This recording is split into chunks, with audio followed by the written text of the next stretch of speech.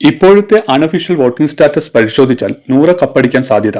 ഇപ്പോൾ വോട്ടിംഗ് നിലയിൽ ആദ്യ സ്ഥാനം അനുമോൾ, രണ്ടാം സ്ഥാനം അനീഷ്, മൂന്നാം സ്ഥാനം ഷാനവാസ്, നാലാം സ്ഥാനം നൂറ, അഞ്ചാം സ്ഥാനം അക്ബർ, ആറാം സ്ഥാനം നെവിൻ എന്നിവർക്കാണ്.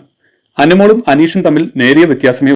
ഏതു നേരം വേണമെങ്കിലും അനീഷ് അനുമോളെ അട്ടിമറിക്കാം. അതുപോലെ അക്ബറും നെവിനും തമ്മിൽ വോട്ടുകളിൽ കാര്യമായ വ്യത്യാസമില്ല. ഇവിടെ നൂറ എങ്ങനെ കപ്പ് ഉയർത്തും എന്ന് ചോദിച്ചാൽ ആദില എന്തായാലും എവിക്റ്റ് ആവും. ഇപ്പോൾ ലാസ്റ്റ് പൊസിഷനിൽ ഉള്ളത് ആദിലയാണ്. അങ്ങനെ ആദില പുറത്തായാൽ ആദിലയ്ക്ക് വോട്ട് ചെയ്തവരെല്ലാം ആ വോട്ട് നൂറയ്ക്ക് ചെയ്യാൻ സാധ്യത കൂടുതലാണ്. ആദിലയുടെ വോട്ട് കൂടി നൂറയ്ക്ക് കിട്ടിയാൽ ഇപ്പോൾ ഒന്നാം സ്ഥാനത്ത് നിൽക്കുന്ന അനുമോളേക്കാൾ വോട്ട് നൂറയ്ക്കാകും. നൂറ അങ്ങനെ ഒന്നാം സ്ഥാനത്തെത്താൻ സാധ്യത കൂടുതലാണ്. എന്താണ് നിങ്ങളുടെ അഭിപ്രായം? അങ്ങനെ സംഭവിക്കുമോ?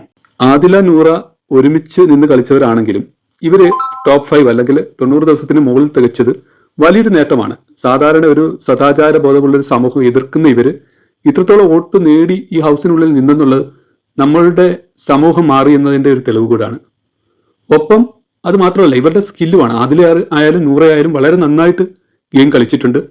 നൂറ ടിക്കറ്റ് ഫിനാലെ വരെ നേടി എന്നുള്ളത് അവർ ചെറിയ ടീമല്ലെന്ന് കാണിച്ചു കഴിഞ്ഞു അവിടെ. അതുകൊണ്ട് തന്നെ ഇനി കപ്പ് നേടുകയാണെങ്കിൽ അത് അർഹതപ്പെട്ടതെന്ന് തന്നെ പറയേണ്ടി വരും.